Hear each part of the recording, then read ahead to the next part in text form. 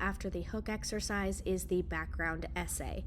So we did this in class, and you guys were expected to highlight some important information in each of the paragraphs and write a little summary, just a quick snippet off to the side, indicating what it is that you actually just read, so that you don't have to constantly go back and reread, right? Just a quick recap of what it is, okay? So especially for these longer paragraphs like this one right here, okay, that would be a great opportunity to take your annotation tools, okay, and talk about, right, or highlight some of the important information in that paragraph.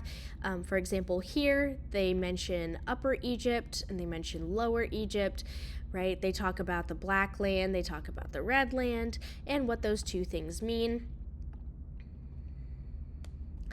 Right, they also mention the Blue Nile and the White Nile, right, where you have Lake Tana and you have Lake Victoria.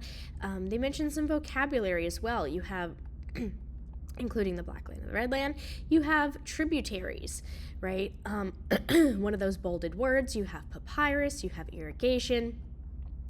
So as you're going and highlighting this important information and then adding a text box on the side in which you summarize the text. Nothing too crazy there. Now looking at the questions, right, these can all be found directly in the text. Okay, this part is super simple, should not be complicated at all. Right, for example, number 1, name 4 important river civilizations of the ancient world. If you were in class when we did this, which is, I believe, Tuesday, but I might be wrong. If you were in class and we did this, right, you'll see Ooh, I think I'm sick. All right, you will see that they mention them in this paragraph here, right? They've got Mesopotamia, they've got China, they've got India, they've got Egypt, right? And so you are just typing your answer right there. Here, list 2 or 3 pairs of contrasts that describe ancient Egypt, right? That would be in this paragraph. It literally says, from this early beginning, Egypt has been a land of contrasts. So you're looking for those keywords and you're matching them up, okay? Once you have answered these 5 questions, right, you're then going to define the vocabulary just based on context, what you think it means. Even if your answer is not correct, you want to give it your best guess. Based on the context, what do you think it most nearly means? This is also an important skill to have for the reading EOG, being able to understand how to define words based on their context, which would be the surrounding words, and of course the topic you're discussing.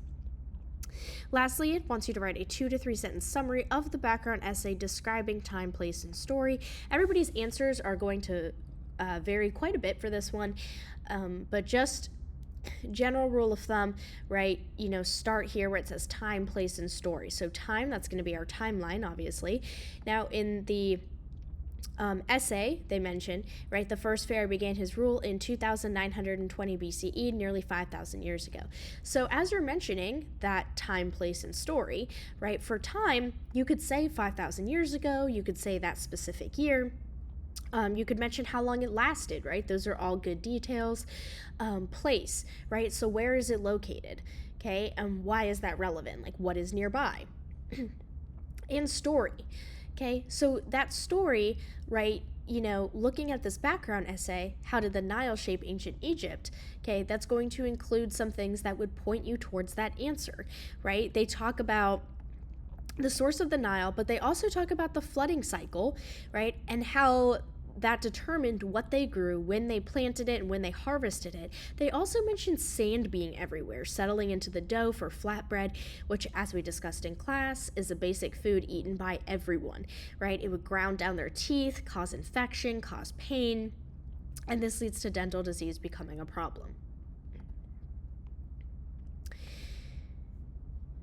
So you would answer these questions. You don't need complete sentences, just for the last one, right? And make sure you do your annotations. And that's it for the background essay.